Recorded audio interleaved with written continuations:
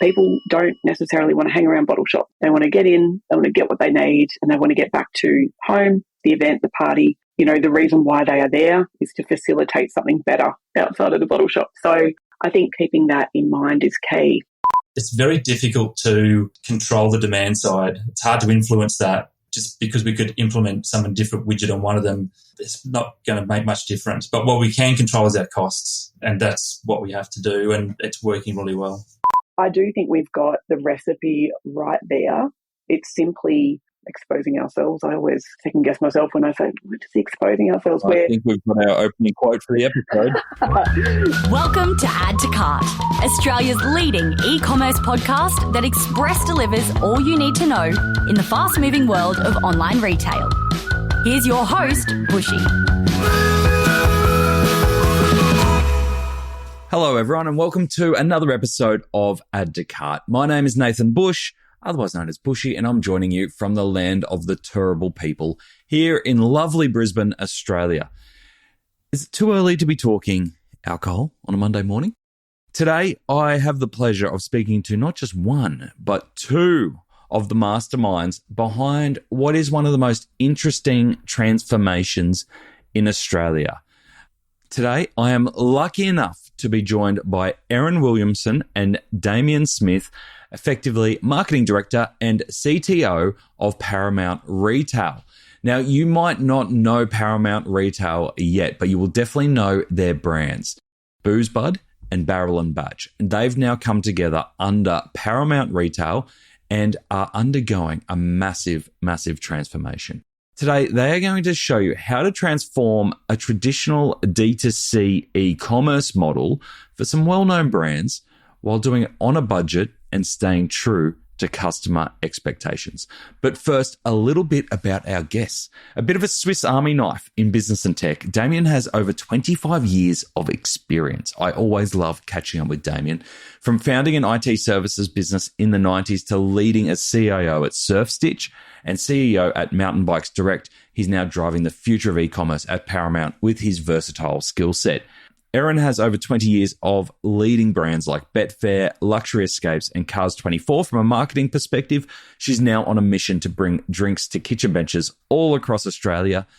I love their dynamic, and I think it's really interesting how they're looking to transform these brands. So in this episode, we are going to look at how each of their brands, BoozeBud and Barrel & Batch, aim to differentiate themselves through convenience and availability. It's definitely not the traditional D2C go into physical market approach.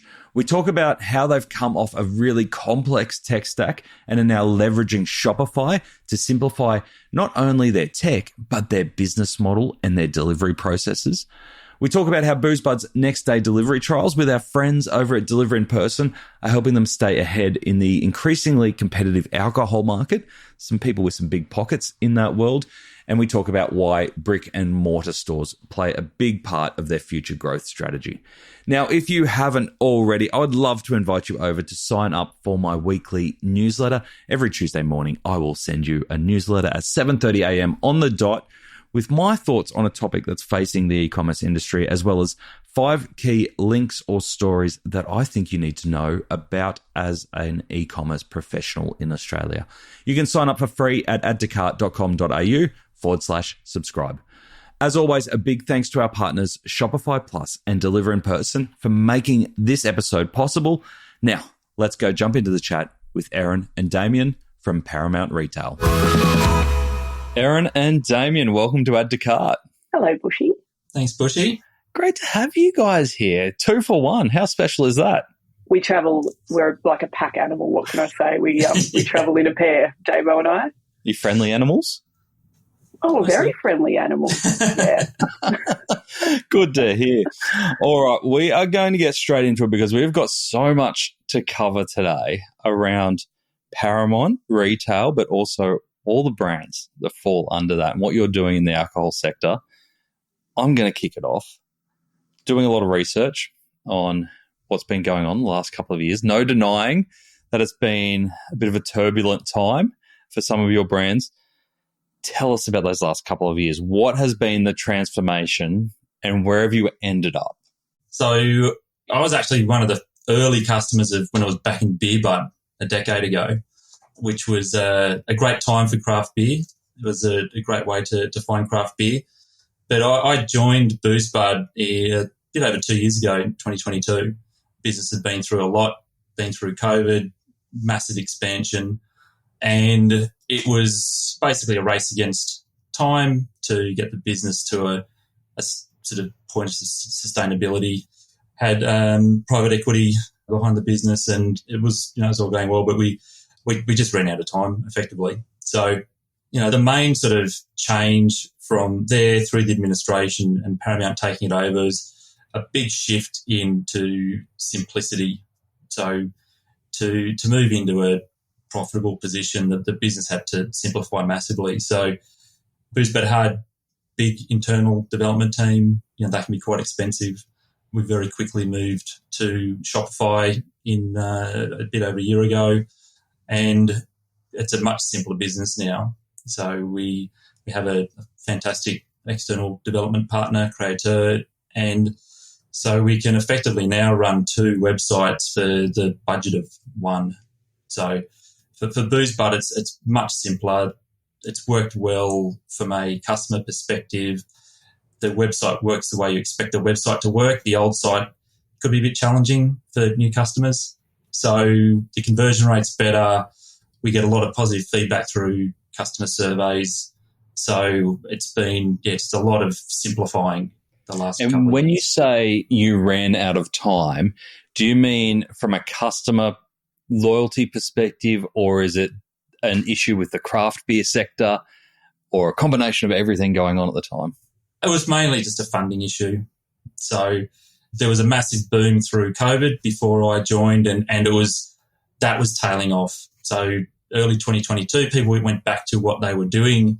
Before they were stuck at home, they could get out and do things. So the market shifted. And so we were trying to really rebuild the company, which had grown through that sort of boom, and just redesign the business to work for a much smaller market segment that we found ourselves in.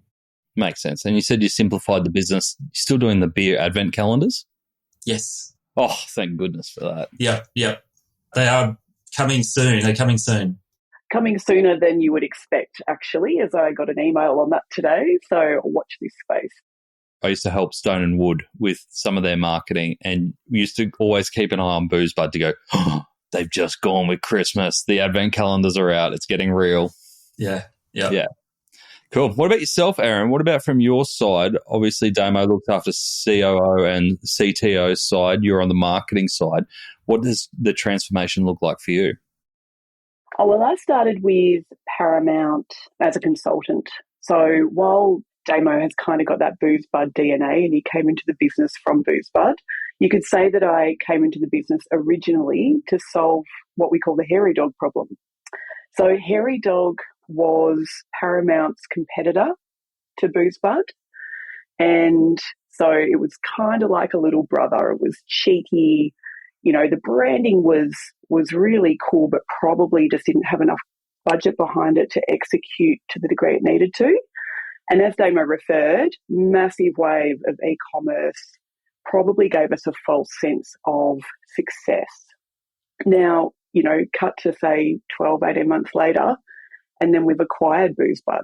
So we've essentially got 2 brands that do exactly the same thing, that are really trying to be the same character in market. And so that was one of the early projects that I consulted on. It's like, how do we reposition this brand? And the key to that transformation was looking at, I think, 2 things. Firstly, the product range was spectacular. And at that stage, I think we had over 7,000 products, but it was full of rare and exclusive and hard to find things that you couldn't get anywhere else.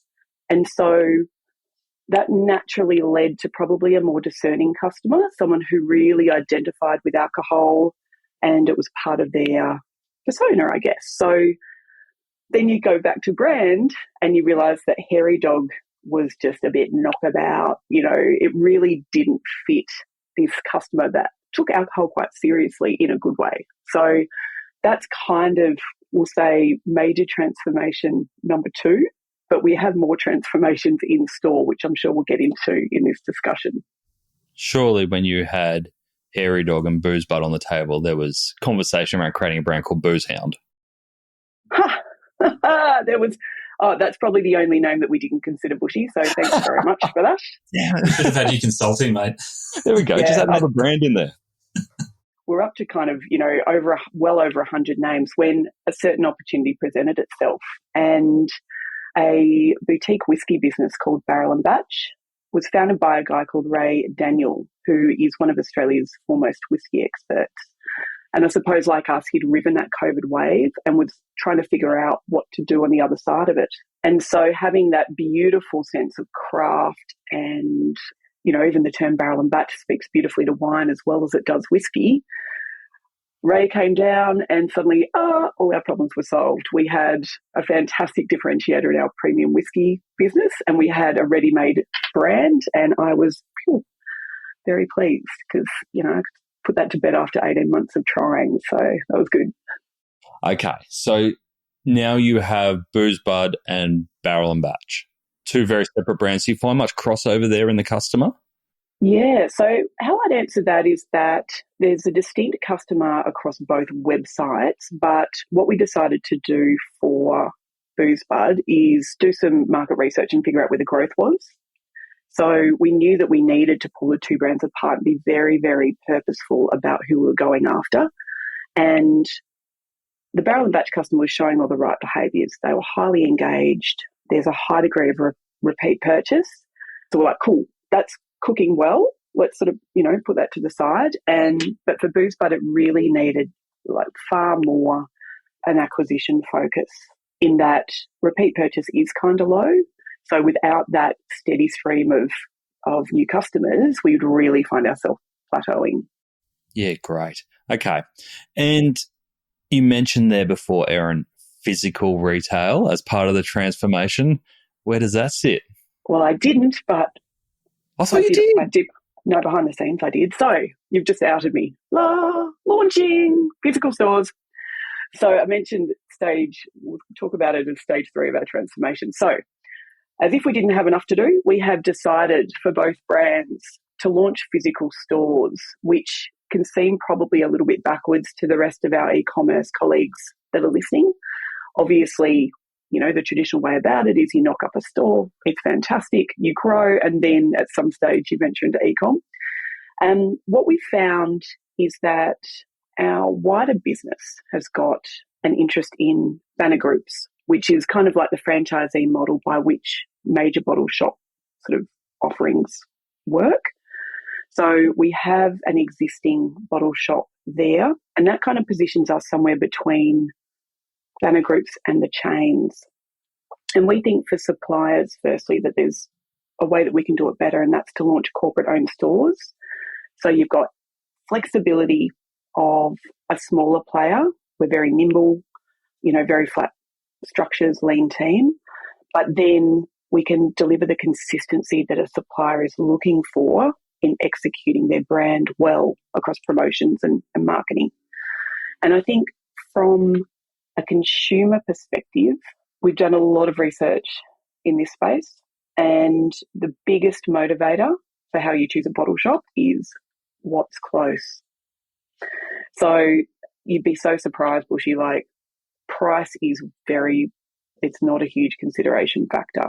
Loyalty is not a huge consideration factor. Range isn't. So, we thought that as a new player, we can be incredibly choiceful and strategic about where we put these stores. So we feel like as a late market entrance, it's actually going to work in our favour. So, yeah, we have a bottle shop near you launching soon, pretty much.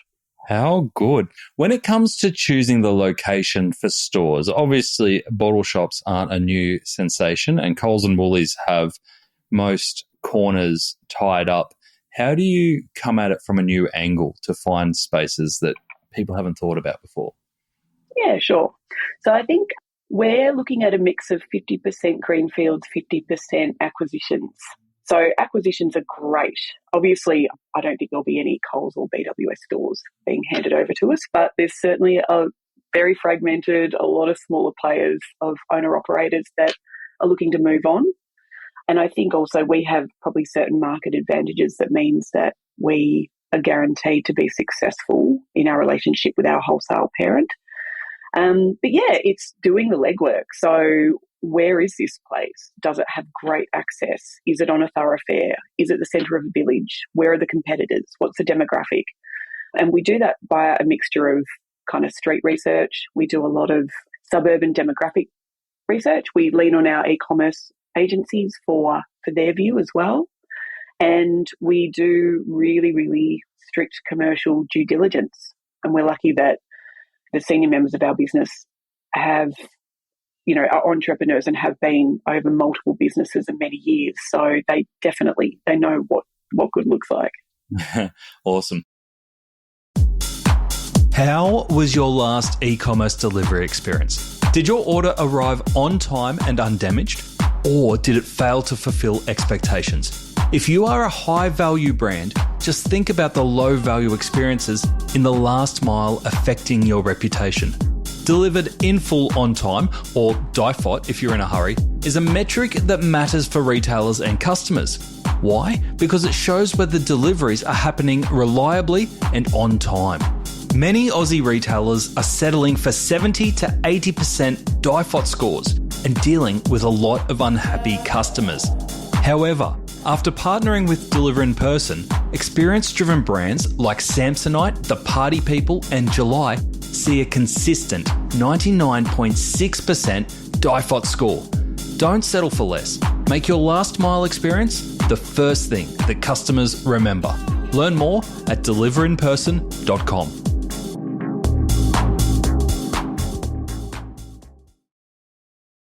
You mentioned that convenience is really important when you set up a new store.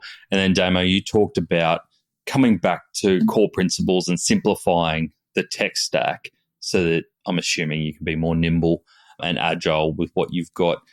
Where do you see yourselves playing in terms of overall differentiator in market? Because you're in a competitive category, like margins are tight, you've got big players in there. You are transforming. How do you get to be known as different in your market? I'm going to answer the first part and then I'll kick to Damien for the second part, because I do think digitisation and tech stack is a key component. So for me, I am very, very clear-eyed about what is a USP in this category and the maturity of our competitors. And against most of my marketing instincts, which would say, get that USP, if you don't have one, find out what's important and then create one. We've been very, I think, kind of straight up with ourselves that this is not necessarily a category that needs USPs. Even when you go to your dusty boxes everywhere, crappy products, overpriced, even when you go to that little bottle shop that everyone has had to go to at some point, there's still 82% satisfaction in the category. Why? Because you left with a bottle of alcohol 99 times out of 100. So I think the first part about differentiation is, to quote Mark Ritson, who I'm obsessed with, it's not necessarily differentiation for us. It will be brand distinctiveness that we're going to focus on. What does brand distinctiveness look like for you? I think it's brand hygiene. So for us, it's, again, we're up against players that do this incredibly well, but we're up against a lot of players that don't and that can't control the brand because of the nature of their fragmented business. And I'm talking specifically to banner groups there. We are going to create a streamlined brand that we can afford to execute well. And I think that's a big thing. Don't start something that you can't maintain over many years. We are going to sweat those brand assets really hard. It's going to be about repetition and not changing the messaging too much. And it will just be based on a simple truth, which is that this is very much in the BoozeBud territory here, not barrel and batch. But people don't necessarily want to hang around bottle shops. They want to get in, they want to get what they need, and they want to get back to home, the event, the party. The reason why they are there is to facilitate something better, outside of the bottle shop. So I think keeping that in mind is key. And for you, Damo, from an online perspective, in being able to be competitive and to stand out, because obviously you don't have the physical round the corner. You've got to compete on SEO. You've got to compete on being seen in performance advertising, being known as a loyalty play, however it is that you acquire your traffic. How will you approach that? A lot of it's just like full transparency to the customer. So we have 2 warehouses, one in Sydney, one in Melbourne. That gives us a lot of advantages and flexibility, but it also provides a certain amount of confusion at times. And right now, the experience is not where we need it to be as far as providing that transparency. So if you're a customer, this is not a game-changing type of industry.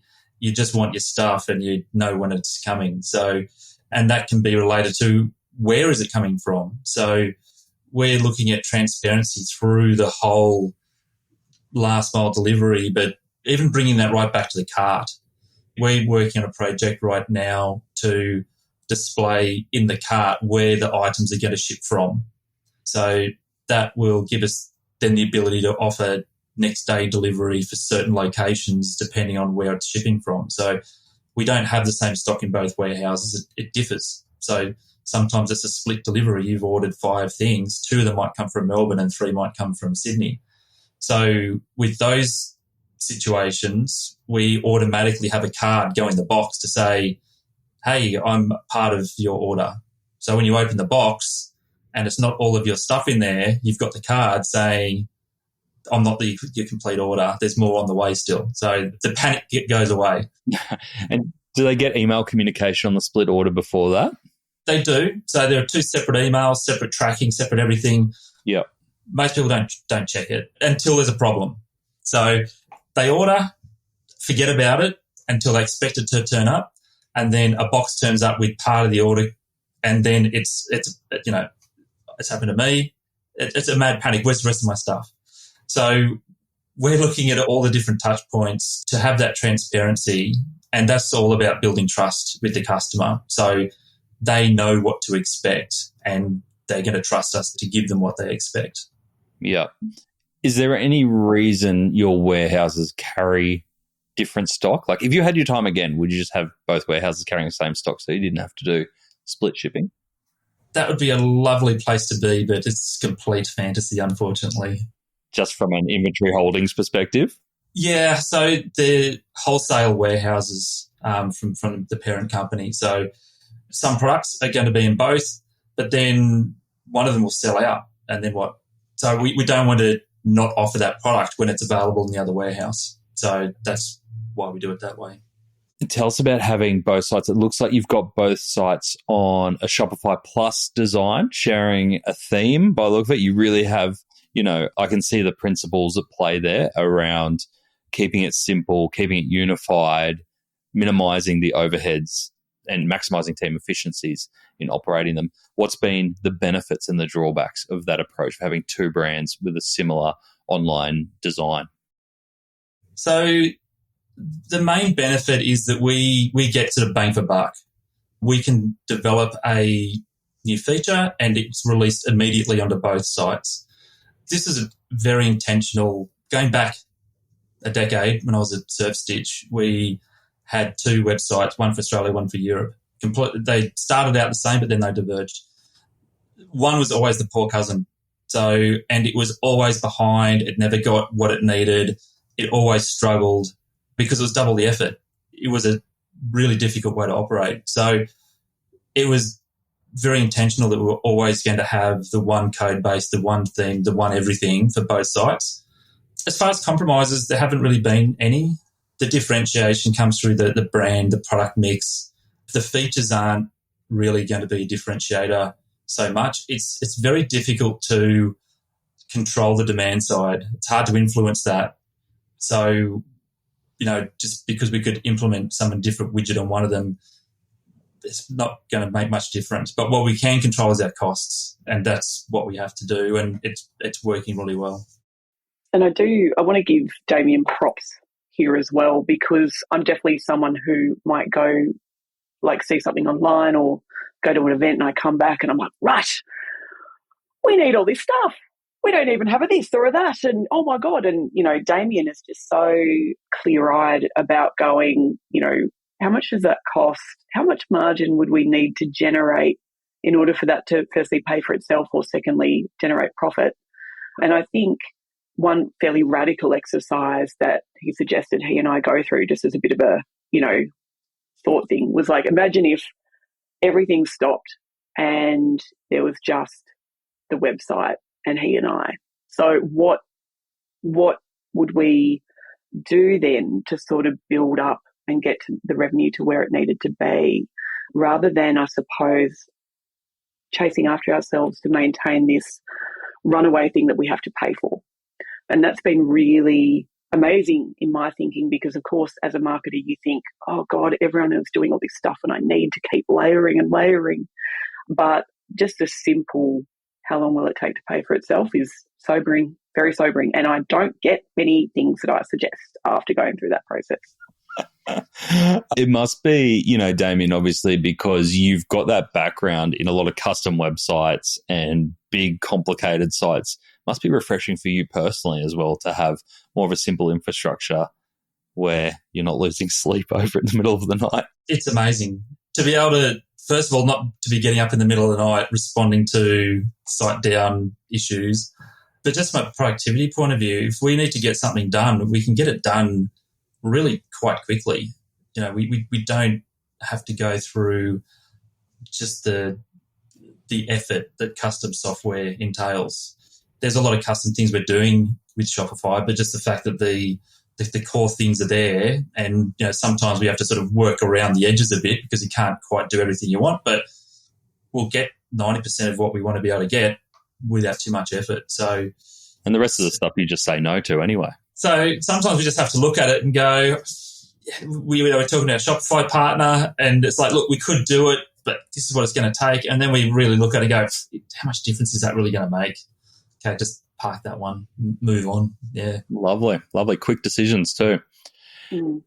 Erin, I love that thought around if it was just you two running this, how do you scale it? How do you grow it? When it does come to growth, obviously huge transformations, big shift in the sales channels that you're opening up and that you're considering as well. For you right now, what's more important?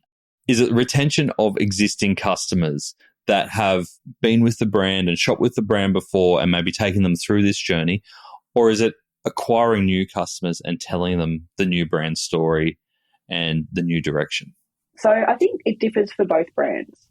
Yep. Barrel and Batch, I would say, historically from day dot, had a very high retention rate. When you look at our cost per recipient via email, it's 10x what it is for BoozeBud. So I do think we've got the recipe right there. It's simply exposing ourselves. I always second guess myself when I say, what is exposing ourselves? I think we've got our opening quote for the episode. We're exposing a wider audience to Barrel and Batch, because I do think, I talked before about USPs, this is a brand that is truly different in that it's got specialist level expertise per category, but you've got all the categories in one place. So you do see that speciality elsewhere for competitors, but they're usually just being narrow on one category. And I think the next part of the question gets more complicated. So we have decided, as we're transitioning into bottle shops, that the BoozeBud brand is no longer the best fit. Mm-hmm. There is another brand waiting in the wings that also starts with B, and that is Bottle Stop. Oh. So this was originally designed to be a banner group in its own right, but we felt that it's one thing to order from BoozeBud online, and it certainly has come by its personality, very authentically. It's probably another thing to be caught at 10 a.m. on a Tuesday popping into your local BoozeBud. I've heard that might be a thing that people do. So we thought that, Bottle Stop was designed to be a mainstream physical store brand. So we're going to align the BoozeBud website with that. So I think that's kind of the background. The next step is that, yes, that obviously proposes a challenge. So the first part of the journey is managing our existing database to safety. When you go through rebrands and we we have first-hand experience, it's the perfect opportunity for customers to say, too hard, opt out, particularly in this era of scams and, suspect emails and that type of thing. Approaching people as a new brand that they may not have interacted before and saying, hey, click here, your account's over here is challenging. We need to navigate that super carefully.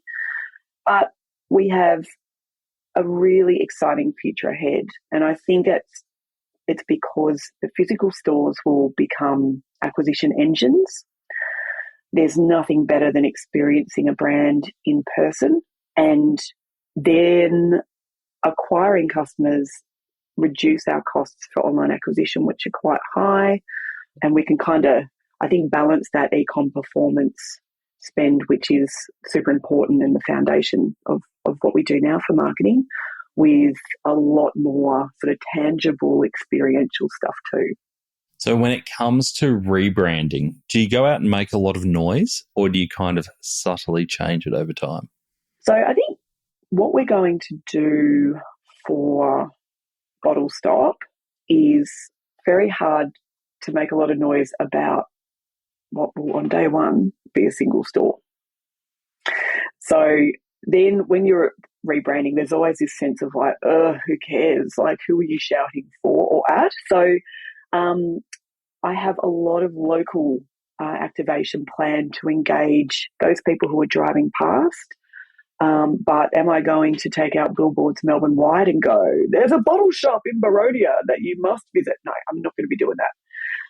And I think we also need to you could waste a lot of money letting the online community kind of thrashing them over the head with it. But we know that when we have something that they need, be that rare or hard to find or whatever, that they will come knocking.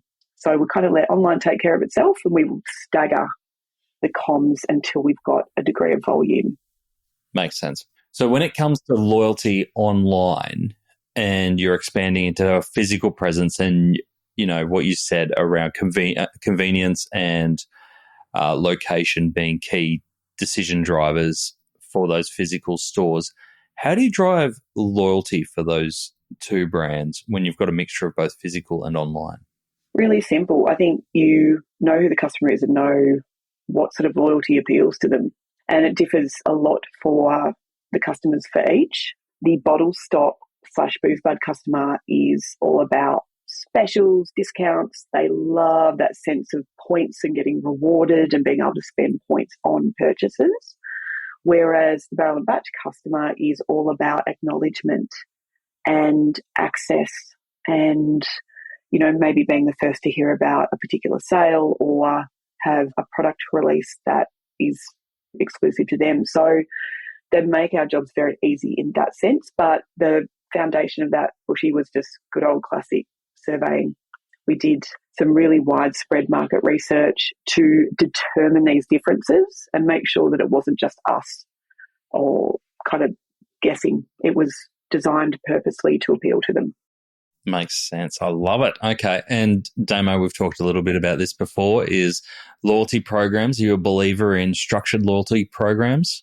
Like Erin said, it depends on the brand and the customers. So we've definitely seen a lot of enthusiasm with the BoozeBud loyalty program. So for a while we were sending out some surveys to new customers just using a Klaviyo flow just to get that feedback on the initial impressions, and there was a lot of just asked positive feedback around the points program. So that definitely is working. I think the advantage with tiered programs is you can measure the change over time. So the one thing that's always been difficult for us is to really know how the program is changing behaviour, or are we just rewarding behaviour they're going to do anyway? So that's the hard bit. I think with a tiered program, that would probably be overkill for the BoozeBud sort of platform and customers. But for Barrel and Batch, as Erin said, it fits in with that really nicely, that you can set up the tiers and have different types of rewards, and we can then track that behaviour change over time. Yeah. Okay. Kids, they grow up so fast, don't they? And what do we want for them? We want them to be stable, interactive, and always expanding their horizons. And so it was with babywear brand Snuggle Honey. You may remember Snuggle Honey's owner, Julie Mathers, from episode 121. When the Snuggle Honey website refused to get out of bed for major sales, Julie turned to Shopify Plus. And since replatforming to Shopify Plus, using Shopify Markets for international expansion and Shopify Launchpad for promotions, Snuggle Honey is blooming. The brand is now experiencing 30% year-on-year D2C growth and expanded their international sales from 5 to 15% of total sales. Oh, and they beat their previous best sales day by 75%. That's a best in show kind of baby there. Don't stick with a platform that gives you tantrums. Check out shopify.com/au/plus and get in touch with the Aussie Shopify Plus team to see how Shopify Plus can grow your e-commerce business.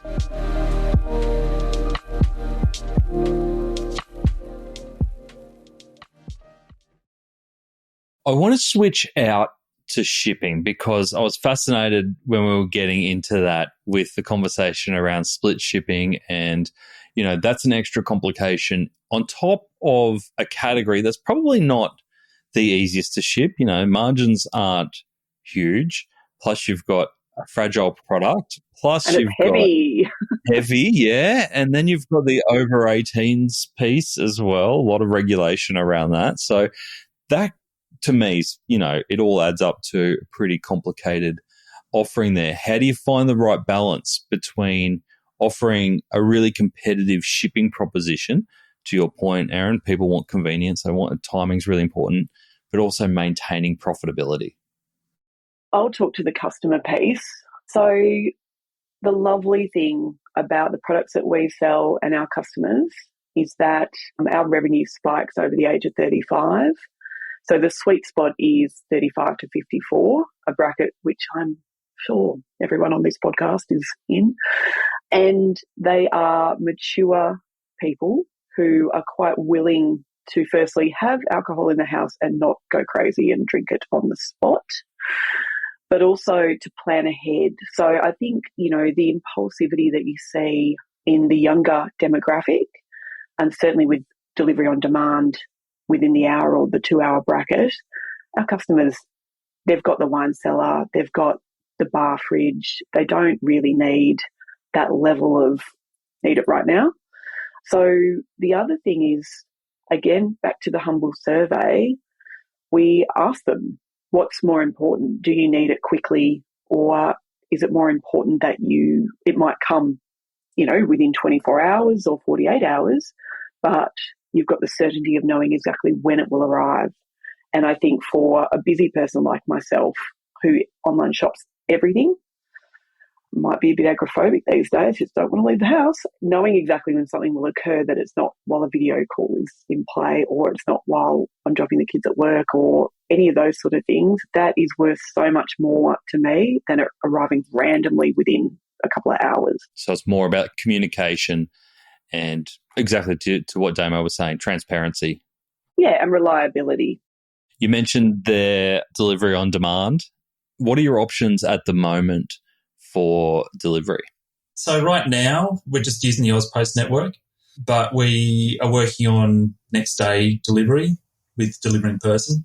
So if we rewind a few years, BoozeBud was doing same day delivery, and that was really challenging. So first of all, from a legislation point of view, there are extra hoops to jump through for same day delivery, a lot of extra record keeping, ID checks, everything like that. So that is difficult space to be in. There's a lot of competition in there, a lot of people doing it very well.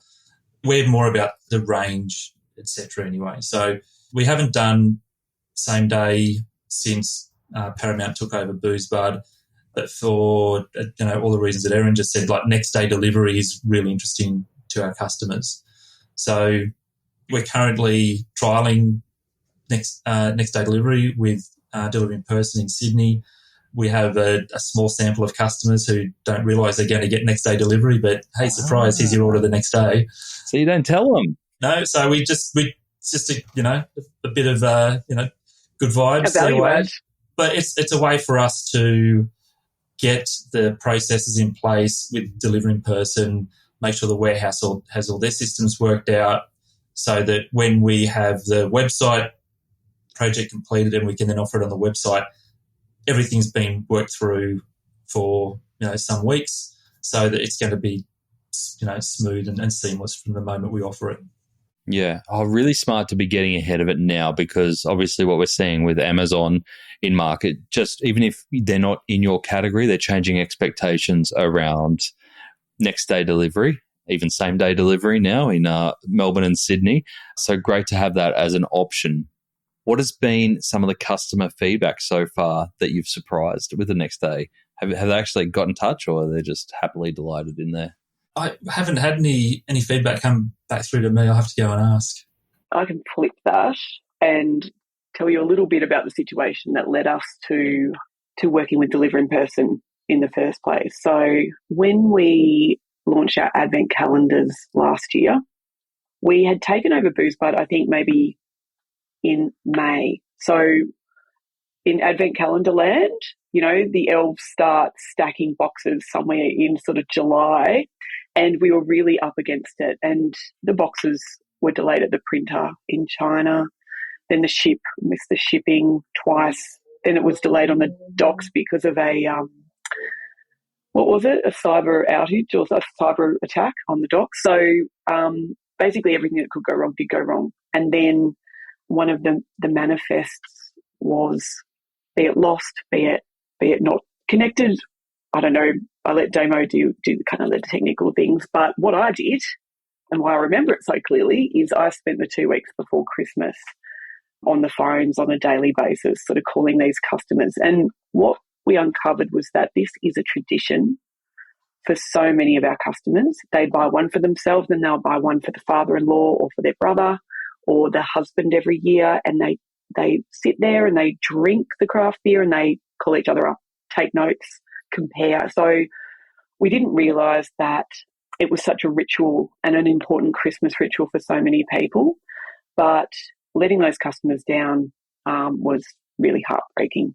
And we sort of all reconvened, and we knew that this year, apart from the fact that the boxes are in Australia now, so, we can get started a lot earlier, we don't want to go through that again. And I think for those high value products where it has to be there on time, obviously Advent calendars are meant to be enjoyed from the 1st of December.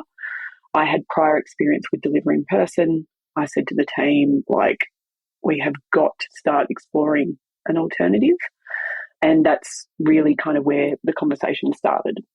And going back to our earlier conversation of not doing things if we can't afford to do them, or if the incremental value doesn't add up from a margin perspective, how, you don't have to give us the exact numbers, but how does it compare to standard delivery? So we've got a little bit of work to do, but it'll be like a small sort of shipping upgrade for the customer to get it next day. Yep. Okay. So not a huge shift. I'd also put my own hourly rate on the table and say, if you can avoid things downstream or upstream happening upstream, then you've got to factor in the cost of your customer service remediation when things don't go well. And certainly we had basically all the senior heads involved trying to fix this problem. So yep, you can add that to the bill. Anything you've had to change in your processes or the way that you handle dispatch to make sure that orders are ready for next day?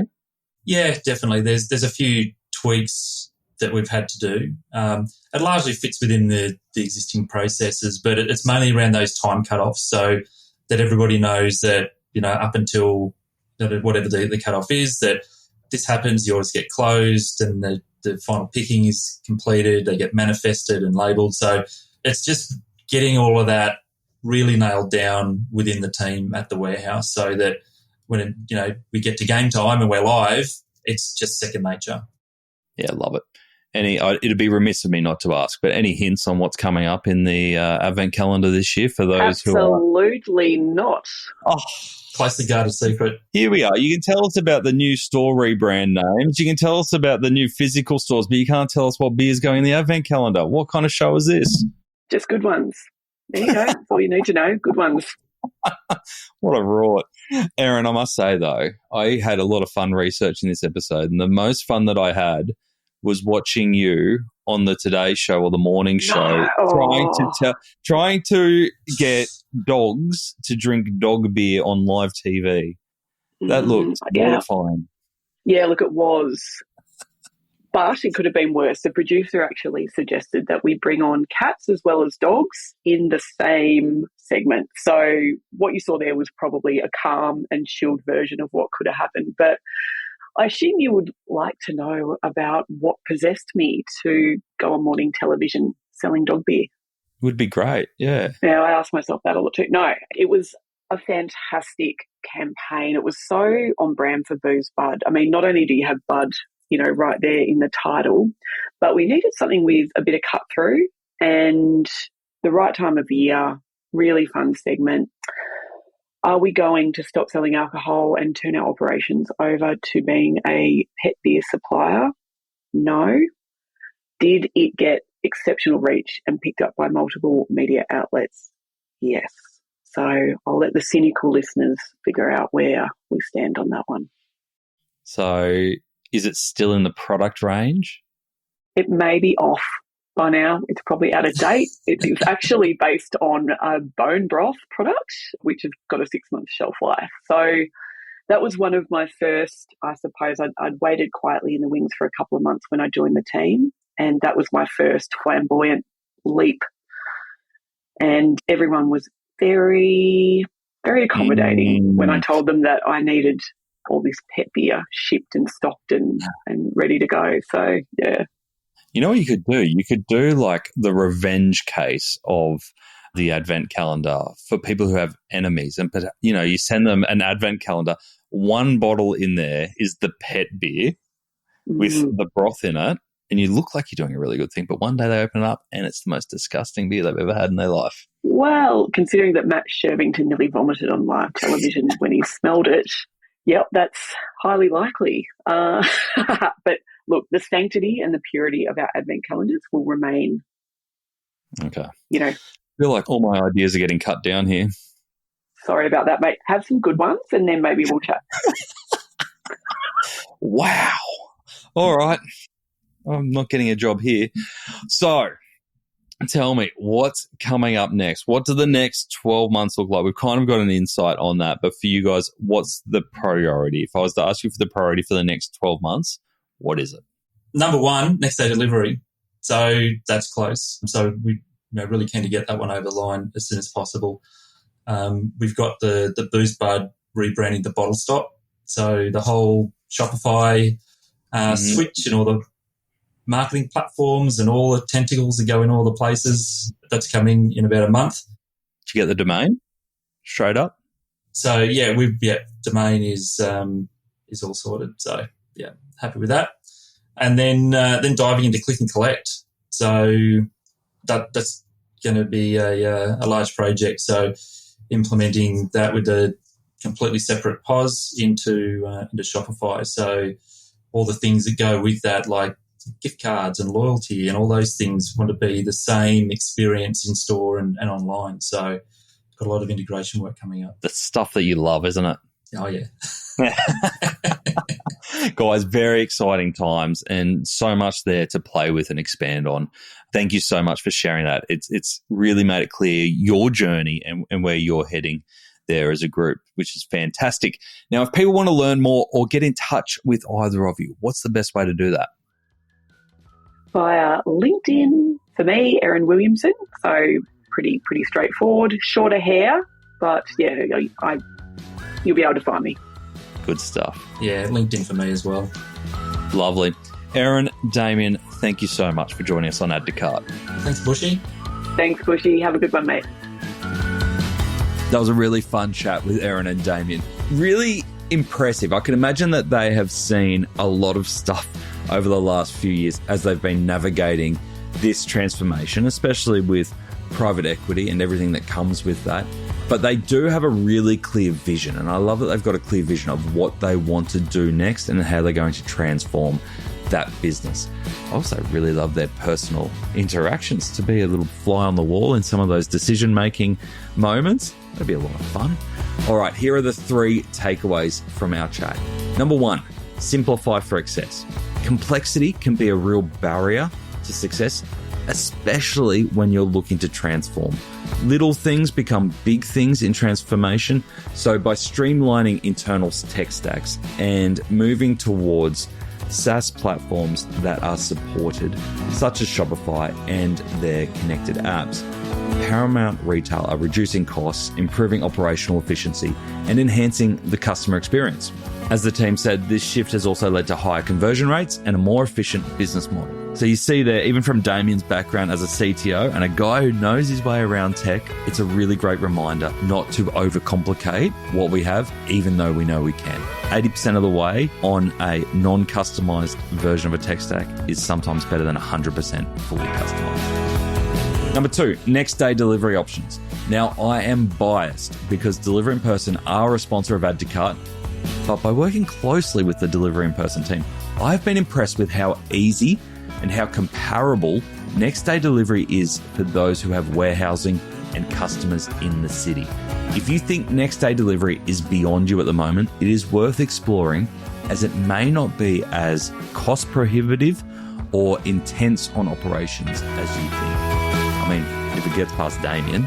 Number 3, embrace physical retail. In a trend that is actually very common for e-commerce brands now, we are seeing e-commerce brands move into physical retail. And that's coming largely from a profitability and growth perspective. What I found interesting was that Paramount Retail weren't looking at physical retail from a branding or a marketing opportunity. It was really foot traffic and visitation, old school retail metrics. That's a very different strategy from most other D2C brands expanding into physical. Understanding if you want your physical stores to be a big, beautiful brand exercise in the real world, or is purely a volume utility game, is a great starting point. Thank you for tuning into today's episode. If you enjoyed this episode, please consider sharing it with a friend or a colleague who may get something out of what was discussed today. Also, leave us a review on Spotify or Apple Podcasts if you're feeling generous. And as always, please support our sponsors, Shopify and Deliver in Person, who make this podcast possible. Before you go, we'd love to invite you to join our free e-commerce learning platform, Add to Cart Campus. Meet other professionals and learn from e-commerce experts to take your business and your e-commerce career to the next level. Register to join Campus at addtocart.com.au/campus. Now, if you enjoyed today's episode, make sure you share it with a friend or a colleague, or even better, leave us a review on Spotify or Apple. It really makes a difference.